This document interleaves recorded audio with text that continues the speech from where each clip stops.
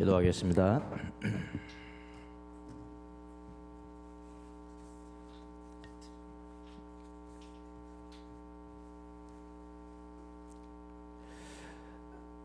자비로우신 주님, 우리의 생각과 우리의 말과 우리의 모든 행동을 주관하시고 다 아시는 주님 앞에 나와서 주의 말씀을 경청합니다. 주님, 우리의 귀를 열어주시고 우리의 눈을 열어주셔서 이 시간 주의 음성을 듣고 주님을 볼 수 있는 귀한 시간이 될 수 있도록 선포된 말씀이 내게 들려진 말씀이 되는 귀한 시간이 될 수 있도록 은총을 내려 주옵소서. 감사하고 예수님의 이름으로 기도합나이다. 아멘.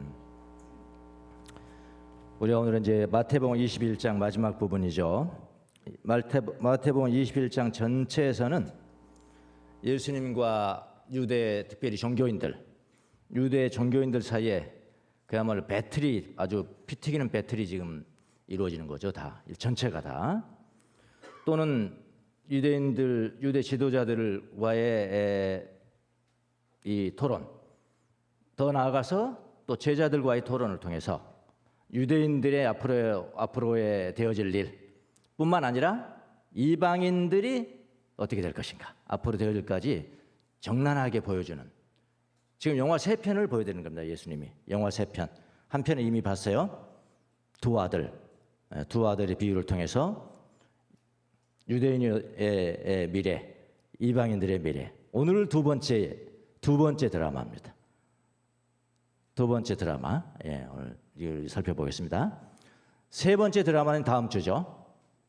세 번째 드라마는 다음 주 22장. 그건 무슨 비유일까요? 혼인잔치죠.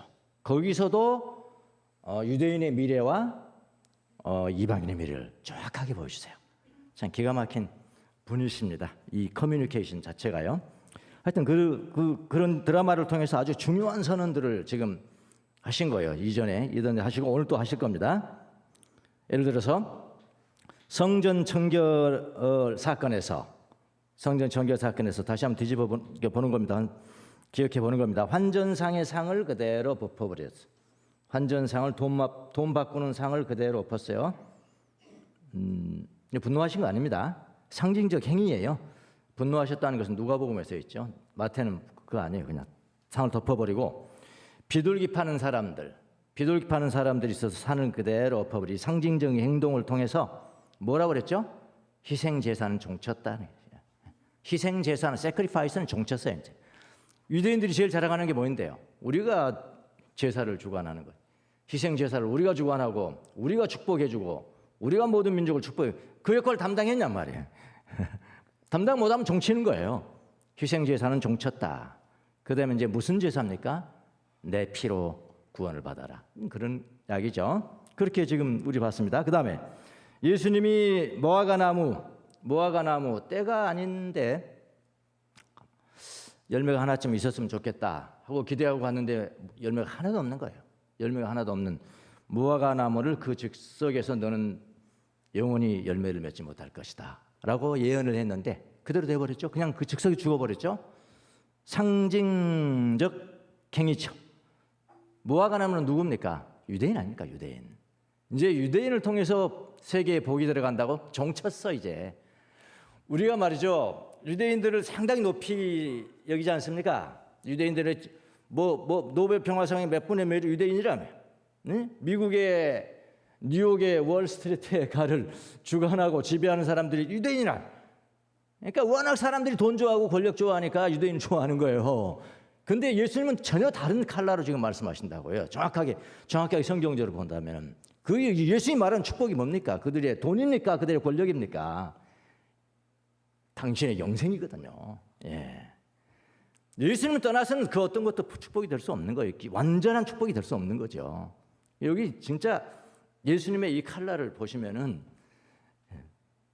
우리가 유대인의 그런 천재적인 재능과 그런 것들을 우리가 기대하고 우리가 축복을 기대합니까? 그렇지 않다고요. 지금 종쳤다. 유대인의 축복은 종쳤다. 그보다도 더 큰 산을 바다에 빠뜨리는 새로운 열매를 맺는 사람들이 나올 것이다. 그렇잖아요. 새로운 열매를 맺는 사람이 나올 거예요. 그게 누굽니까? 그리스도인 아닙니까? 그리스도인. 유대인과 그리스도인을 갈라버리죠. 거기서도 종쳤다. 그 다음에 두 아들의 비유를 통해서, 우리 지난 시간에 봤죠? 지난 시간에 두 아들의 비유를 통해서 유대인들이 회개를 모르는 사람들이다. 회개를 모르는 사람으로 예수님께서 말씀하셨어요. 그리고 세례 요한의 말씀을 듣고도 회개하지 않았다고 하면서 뭐라고 그러셨느냐? 야, 창녀들이 너희보다 천국에 먼저가 있다. 이건 뭐 직격타죠. 창녀하고 비교를 해버렸으니까요. 누구를? 유대인들을요. 예수님 그렇게 했더라고요. 여러분 그렇게 하십니까? 그렇게 못 하잖아요, 우리. 너무나 세상적인가? 네. 장녀들이 먼저 천국에 들어갈 것이라고 직격을 했습니다. 그러면서 이제 첫 번째 드라마를 보여주셨는데, 지난 시간에 보여줬던 두 아들의 비유였어요. 그러니까 예수님은 이렇게 그림을 그려주시든지 하나의 영화처럼 드라마를 그려주시든지 아니면 행동, 상징적 행동, 패러블 인 액션이라고 그랬죠. 예, 행동으로 보여준 비유.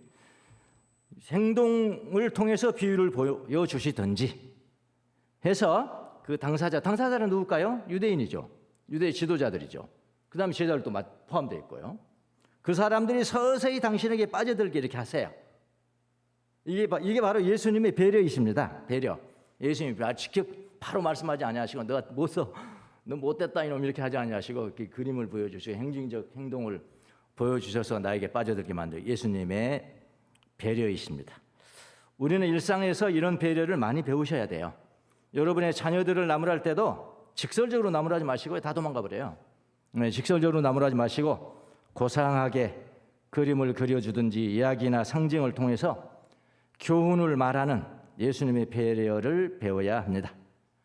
그러니까 이렇게 이야기하니까 나는 그런 이야기, 그런 그림도 못 그리고요. 나 그런 상징적인 거 못해요. 이렇게 말하신 분 계신데요. 그렇다면은 입을 닫으십시오. 그러면 돼요. 입을 닫고 기다리시면 돼. 예. 막 직격타 해보니까 얘가 그냥 성격만 나빠지고요. 예. 그런다고. 부부간도 마찬가지. 부부간에도 마찬가지. 예. 막 하면 성격만 나빠져. 자, 오늘 또 예수님은 두 번째 드라마를 보여주십니다. 두 번째 드라마. 오늘 예수님이 들려주실 교훈은 유대인들에게 당연하게 주어졌던 하나님의 축복권을 박탈할 거야. 네. 직접 영화를 보여주시면서 그렇게 해요. 박탈할 거야, 박탈하겠다는 사실은 엄청난 이야기죠. 그들에게는 엄청난 이야기입니다. 자, 이 말씀을 직설적으로 유대인들에게 만약 처음부터 했더라면은 당장 그 당시 그 장소에서 칼부림이 났을 거예요. 칼부림이 났을 겁니다.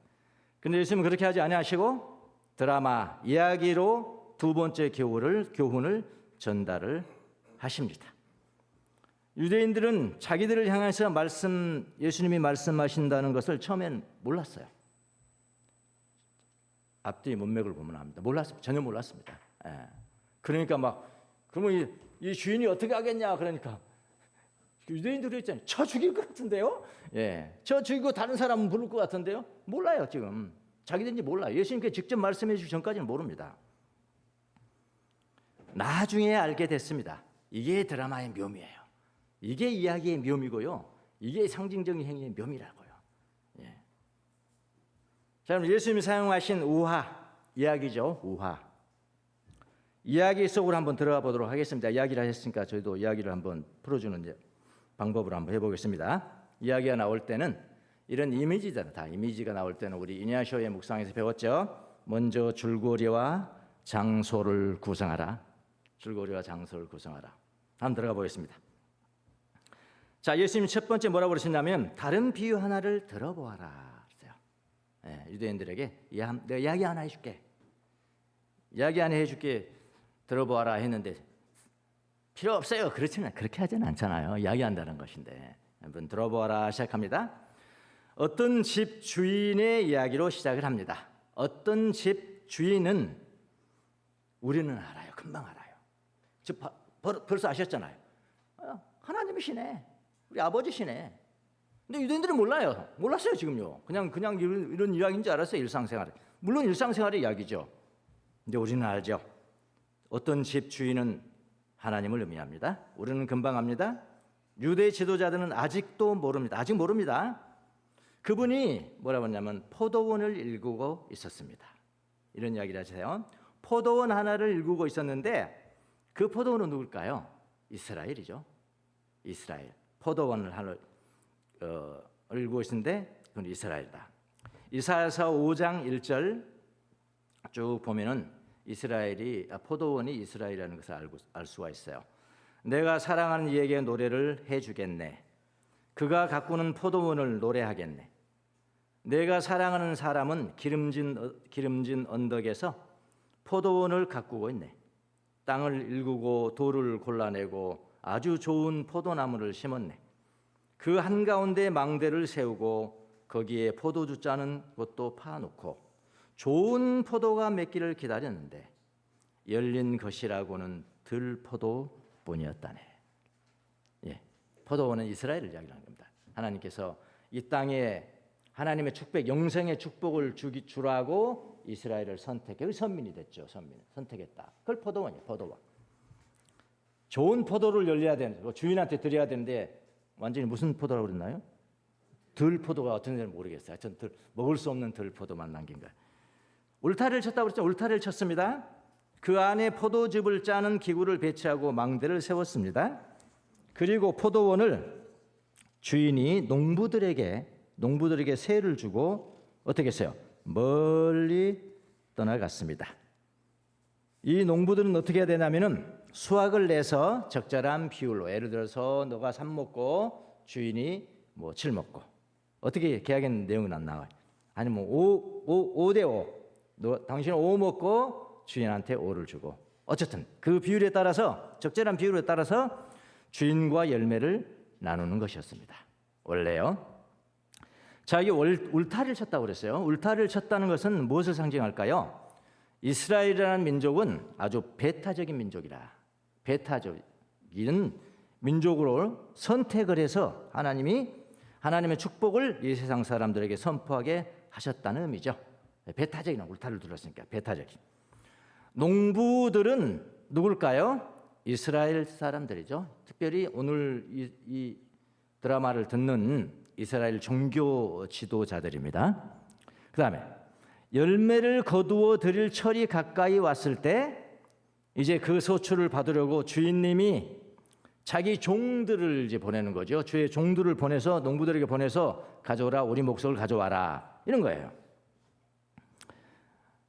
그 종들은, 여기서 종들은 누구일까요? 종들은 하나님의 선지자들이죠. 하나님께서 보내신 자들이잖아요. 종들이 하나님 보내신 선지자들입니다. 그러니까 그 선지자들은 항상 하나님의 말씀을 신실하게, 하나님의 말씀을 받아서 하나님의 말씀을 신실하게 전했던 사람들이죠. 그 중에 제사장도 가끔 있게 모든 이스라엘 사람들이 다 망한 건 아니잖아요. 예수님을 안 믿는 건 아니잖아요. 그 중에 정말 신실하게 말씀을 전했던 선자도 있고 제사장도 있단 말이죠. 그런 사람들이 종입니다. 자, 마지막 선자는 누구일까요? 세례 요한이죠. 지난 시간에 두 아들의 비유에서 나왔잖아요. 세례 요한입니다. 마지막 주자였습니다. 예수님을 메시아로 선포한 마지막 선지자, 마지막 종, 세례 요한이죠. 전지 1막에서 나왔습니다. 제 1막에서 이미 나온 이야기입니다. 그런데 농부들이 어떤 행동을 했냐면은, 농부들은 그 종이 보낸 종들을 잡아서 하나는 때리고, 하나는 죽이고, 하나는 돌로 치고, 여러 가지 방법으로 핍박을 하는 겁니다. 이거 다 썼어요. 다 죽였습니다. 유대 종교 지도자들은 선자들을 때려서 핍박하고 목을 베어서 죽이기도 하고 그랬잖아요. 세례 요한은 어떻게 했을까요? 목뱀을 당했죠. 스데반은 어떻게 됐을까요? 돌로 쳐 죽였죠. 그런 일을 했다는 거예요. 그래서 주님이 이번에는 다른 종들을 처음보다 더 많이 보낸 거예요. 다른 종들, 왜냐하면 초창기에는 좀 선자들 보는 게 희귀했잖아요. 점점 갈수록 이제 많아지죠. 자기 종들을 처음보다 더 많이 보냈습니다. 주인의 끈기 있는 그 마음을 읽으실 수 있어야 돼요. 주인은 절대로 포기하지 않으십니다. 보내고 또 보내고. 근데 마침내 똑같이 하니까 마침내 주인이 뭐라고 그랬냐면은 내 아들을 보낼 거다.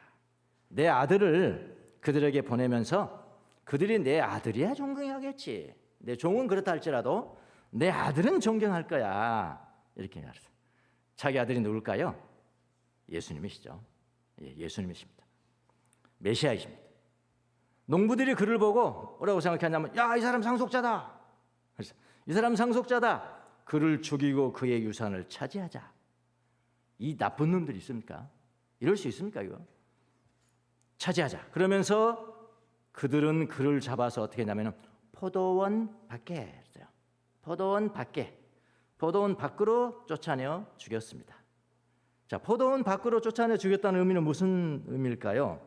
포도원 아까 이스라엘이라고 그랬으니까 포도원 밖이니까 이방인이겠죠. 예, 이방인한테 죽었죠. 결국은 그랬잖아요 또. 그리고 예수님 십자가에 못 박혀 죽으신 것도 어때요? 가보셨죠? 성지순례 하신 분들은 성 밖이에요. 골고다 언덕, 예, 성 밖입니다. 골고다 언덕 위에서 이방인들에 의해서 죽으셨습니다. 줄거리예요, 이게 줄거리. 줄거리 그려지시죠? 장소도 그려지셔야 돼요. 여러분이 이제 묵상하시는 거 이미지 사용해서 장소도 그려주시죠? 지속적으로 하나님이 보낸 사람들을 유대인들이 거절하고 말로 거절하고 행동으로 거치는 모습을 통해서 그 종들을 죽이고 핍박하고 했던 그 그려지시나요?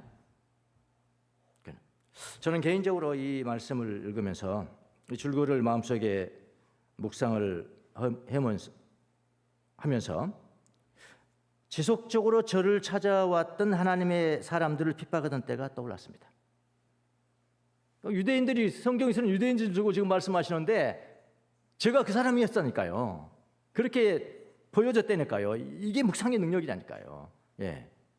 성령님께서 보여주시는 거 아닙니까?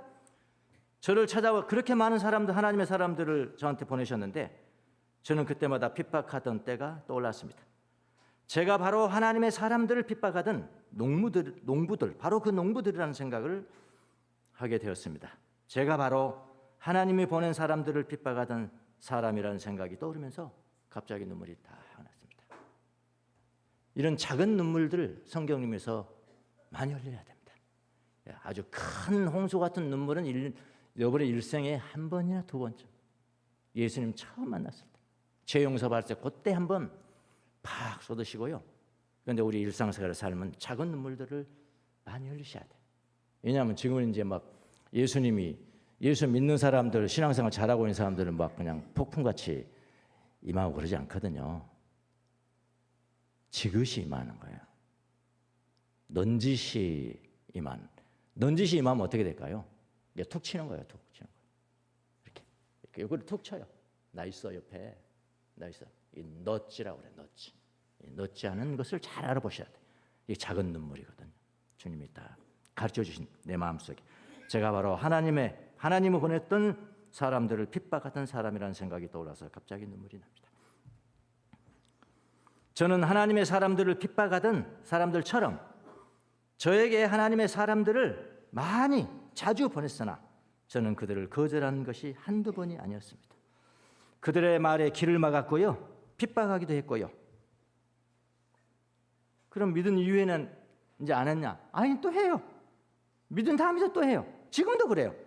믿는다면서도 지금도 여전히 마찬가지입니다. 주님이 사람들을 보내시기도 하고 저에게 직접 오실 수도 있잖아요. 예수님이 딱 치잖아요. 직접 오셔서 말씀하시는 건데 저는 못 알아차립니다. 몰라봐요.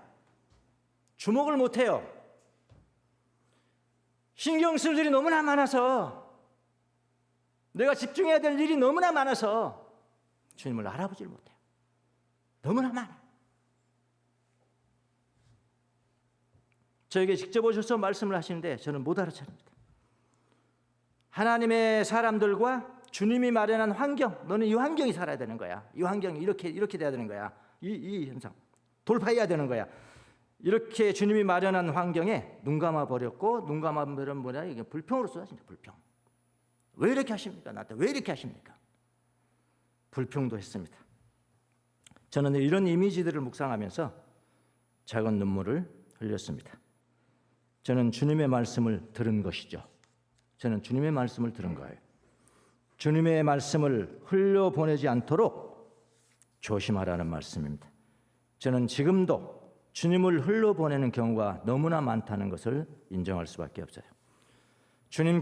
주님을 바로 알아보고 바로 알아듣고 알아보고 해달라고 하나님 앞에 요청을 하는 거죠.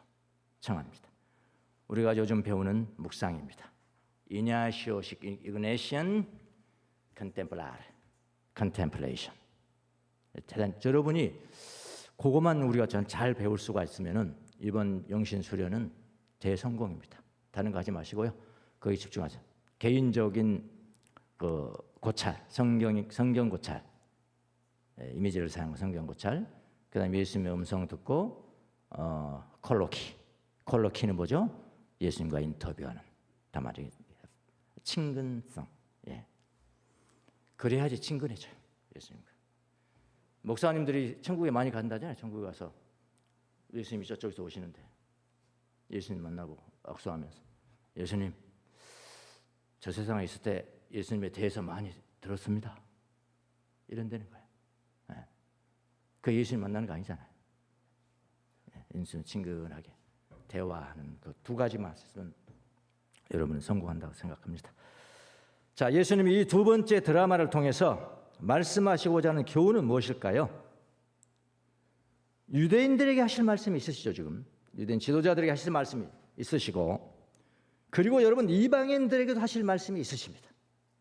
오늘 본문을 보면 좀 길었습니다만 한 컨텍스트니까요. 잘 따라오시기 바랍니다. 자, 먼저 유대 종교 지도자들이 하실 말씀이 뭘까요? 하나님의 축복권 발탈이에요. 결론적으로 말하면 40절 43절 보시겠습니다. 그러니 포도원 주인이 올 때에 저 농부들을 어떻게 하겠느냐?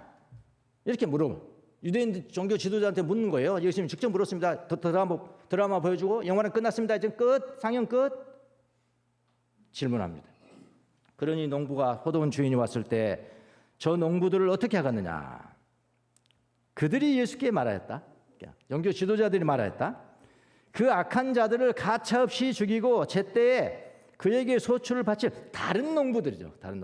다른 농부들에게 포도원을 맡길 것입니다. 정확하게 정답을 말했습니다. 자기 악인지 모르니까 이렇게 얘기하는 거죠. 지금요. 예수께서 그들에게 말씀하셨다.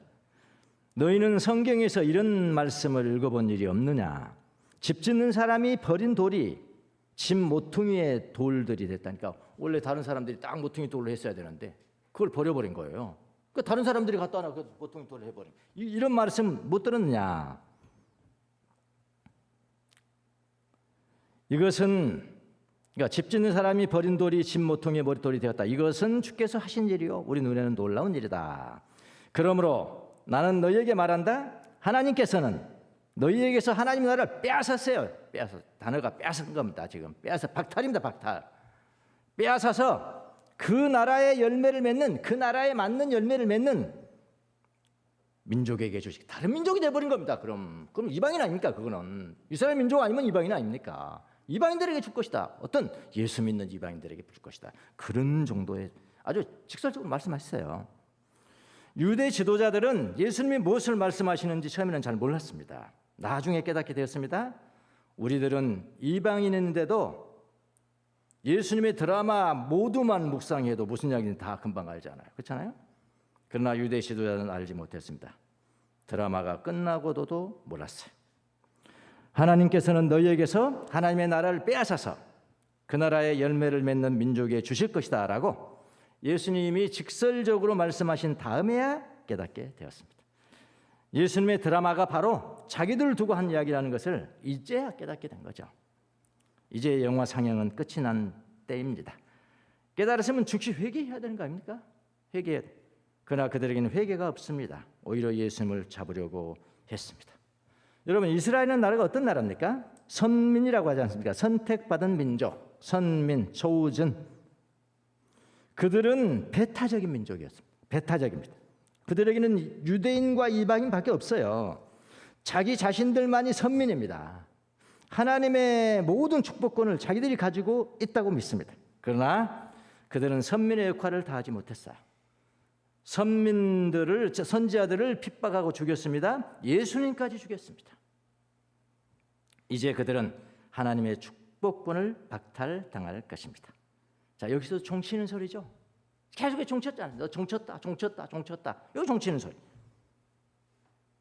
다음 주에도 종치는 소리. 세 번째 드라마도 마찬가지. 자기들이 예언을 했습니다. 마태복음 21장 41절. 그들이 예수께 말하였다.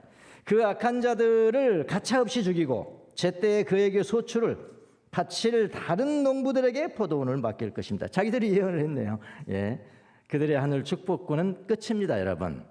그들은 이제 끝이라는 게 뭐예요? 구시대가 됐단 말입니다. 구이스라엘이 됐답니다. 구이스라엘이 된 겁니다. 이제는 그 사람도 이제는 뭐 나 때는 그걸로 끝나는 거예요. 지금부터는 이제 새 이스라엘이 탄생합니다. 새 이스라엘, 뉴 이스라엘. 자, 그 나라의 열매 맺는 모든 나라에 예전은 구이스라엘인데 이제는 새로운 이스라엘에 하나님의 축복격이 이양이 돼요. 이양이 됩니다. 43절 후단을 보십시오. 그러므로 난 너희에게 말한다. 하나님께서는 너희에게서 하나님의 나라를 빼앗아서 그 나라의 열매를 맺는 민족에게 주실 것이다. 그러니까 구시대의 농부들의 역할은 끝났습니다. 종쳤어요. 이제는 새 농부들의 시대입니다. 이 새 농부들의 시작은 어디서부터일까요? 바로 예수 그리스도로부터 시작하는 거예요. 그들은 예수 그리스도를 닮고 예수 그리스도를 닮은 사람들을 열매로 맺어서 주인에게 드려야 되는 거예요. 예. 41절. 그들이 예수께 말하였다. 이 악한 자들을 가차없이 죽이고 제때에 그에게 소출을 바칠 다른 농부들에게 포도원을 맡길 것입니다.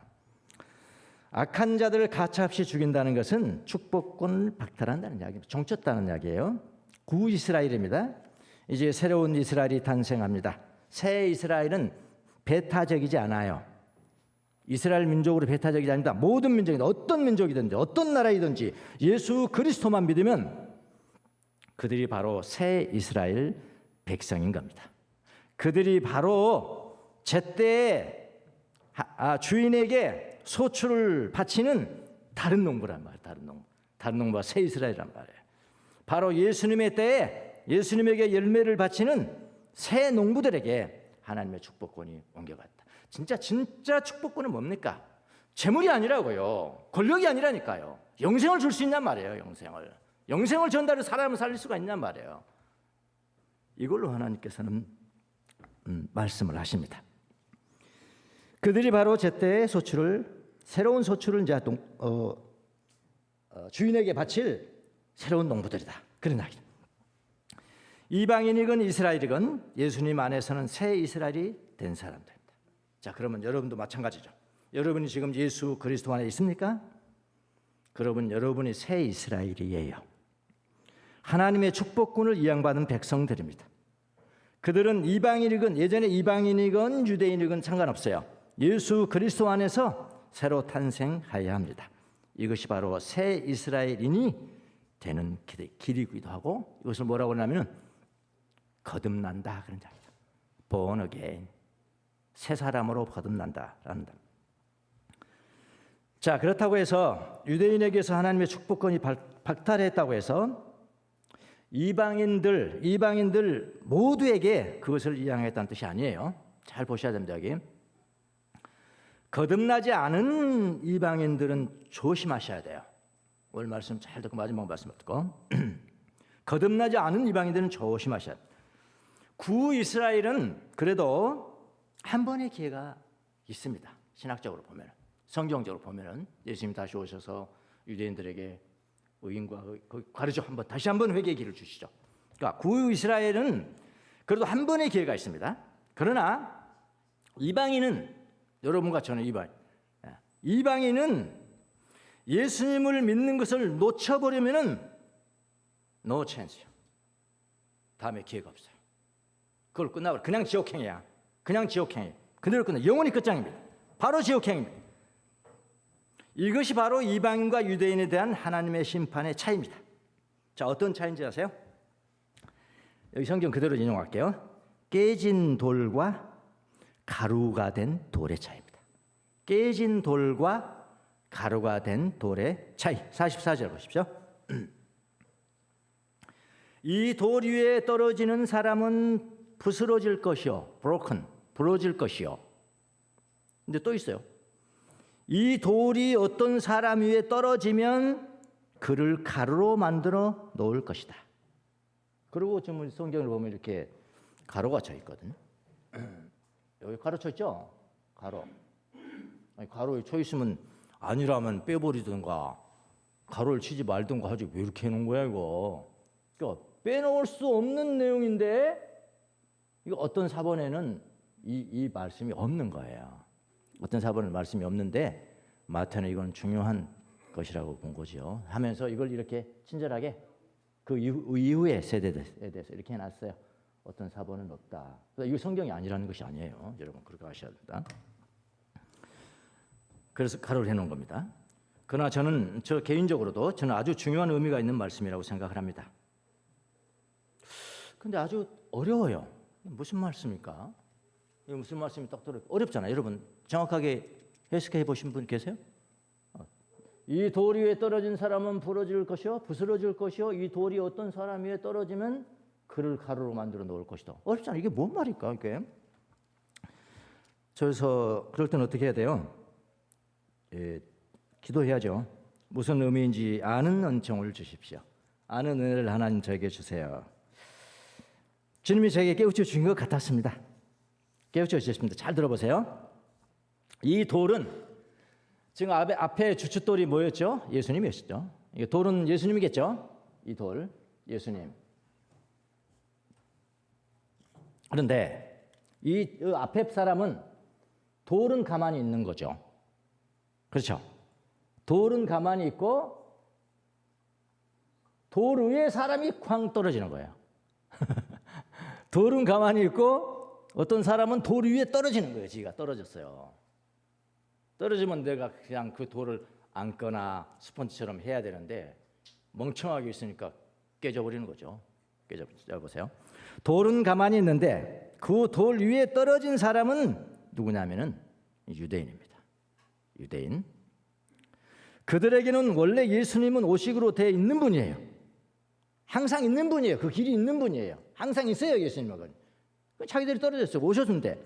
그런데 그들이 예수님을 배척했잖아요. 그들이 예수님이라는 위에 떨어진 겁니다.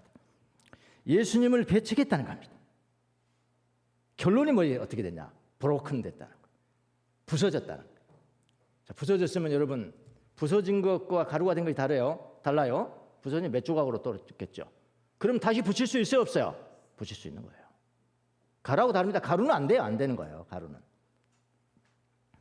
그들은 예수님이라는 돌 위에 떨어진 겁니다. 예수님을 배척했습니다. 결론은 부서졌습니다. 부서진 형체라도 있습니다. 잘하면은 결합시킬 수가 있습니다. 이건 무슨 말일까요? 한 번의 기회가 있다는 겁니다. 유대인들은 한 번의 기회가 있어요. 예수님 안 믿어도요. 자, 이에 반해서 두 번째. 이번에는 그 돌이 어떤 사람이 떨어졌습니다. 완전히 거꾸로죠. 돌이 어떤 사람이, 이 돌이 어떤 사람, 반대로 돌이 딱 떨어졌어. 이 사람들은 누굴까요? 이방인이죠. 우연히 여러분 어떤 사람이 와서 예수님 전했잖아요. 저도 그랬어요. 그렇게 많은 사람들을 보냈는데 다 배척하고 차버리고 했거든요. 우연히 하나님 다 보내신 사람들이었어요. 제가 막 떨어져. 자, 떨어져. 만약에 마지막에 죽어가면서 그렇게 했다면 난 가루였죠. 저는 가루죠. 저는 중간에 안 왔죠. 예수님 안 왔죠. 예, 이 사람은 그렇게 부서져 버린 돌이 그 사람 위에 떨어졌다. 우연히 어떤 사람 위에 돌이 떨어집니다. 그 어떤 사람이 누구냐? 이방인을 뜻하는 겁니다. 이방인. 우연히 예수님이 이방인에게 떨어집니다. 복음이 이방인에게는 우연히 임하는 것입니다. 그래서 이 돌이 이방인에게 떨어집니다. 그런데 그 이방인이 받아들이지 않으면은 이번엔 어떻게 되냐? 부서지는 정도가 아닙니다. 여러분 브로큰이 아니에요. 브로큰. 부서진도 아니에요. 뭐가 된다고 그랬어요? 가루가 된다. 가루가 되어버립니다. 이 말은 무슨 말이냐? 다시는 기회가 없다는 겁니다. 이방인에게는 기회가 없어요. 여러분 그대로 바로 지옥행입니다. 요 킹 제임스 버전 한번 보도록 하겠습니다. 예. 헬라어도 다 영어가 다릅니다. 지금 브로큰 됐다가 하고 이 가루가 됐다는 다 다릅니다. 영어로 한번 볼게요. 이 돌 위에 떨어진 사람마다 브로큰 될 것이다. 이거는 몇 조각 돼요. 몇 조각. 다시 할 수 있어야겠다. 그런데 이 돌이 떨어진 사람에게 그것은 이 돌은 그를 그라인드로 갈아서 어떻게 됐어요? 바우다고 그렇게 브로큰하고 같습니까, 여러분? 예. 어떻습니까? 그냥 하나님의 심판으로만 나오지 제 해석은 주석이 안 나옵니다. 그냥 하나님 심판 맞아요.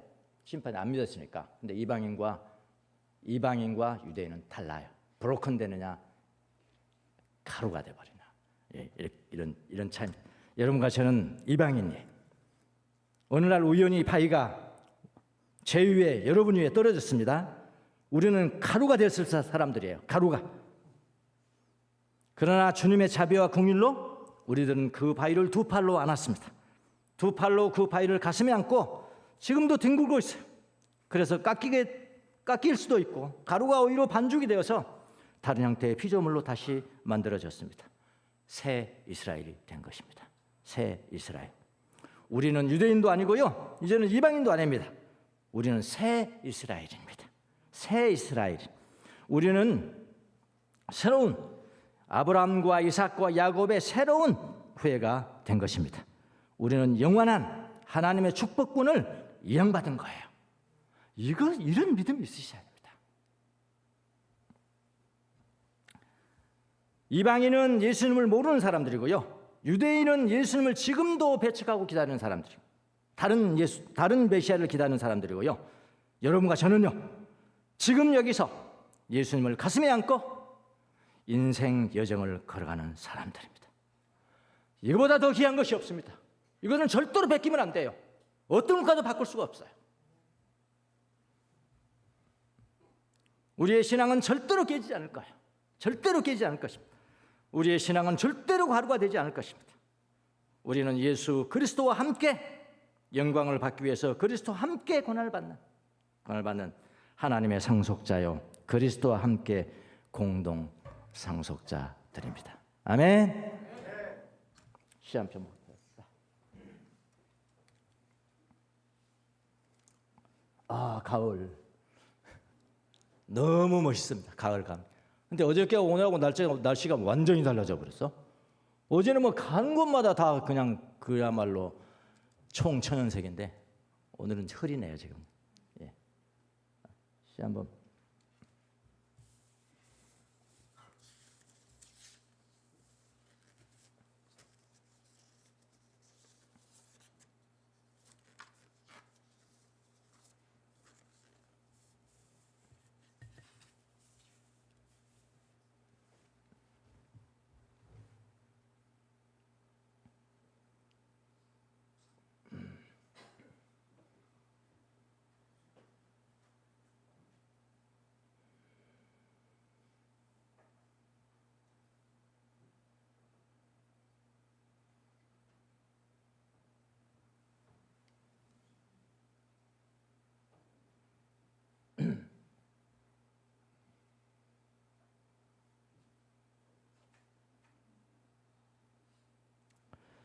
네, 시를 읽으실 때는 항상 앞에 이제 상징적이고 뭘 하는 것 하다가 이제 마지막에 이제 결론을 냈잖아요. 결론 부분을 잘 보세요.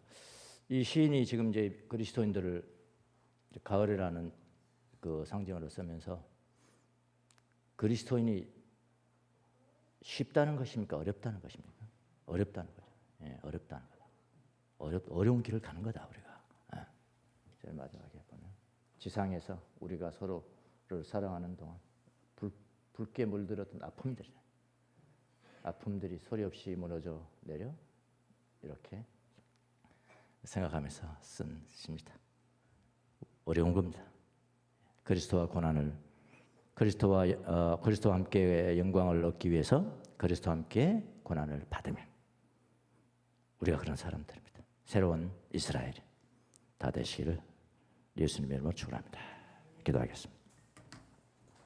주님 감사합니다. 어느 날 우리의 마음 위에 바위돌 하나 떨어졌는데 배척하고 어느 날은 주님의 마음을 껴안고 예수님을 영접했습니다. 새 이스라엘로 살아가는 귀한 자녀들이 이곳에 모여서 주님 앞에 예배를 드립니다.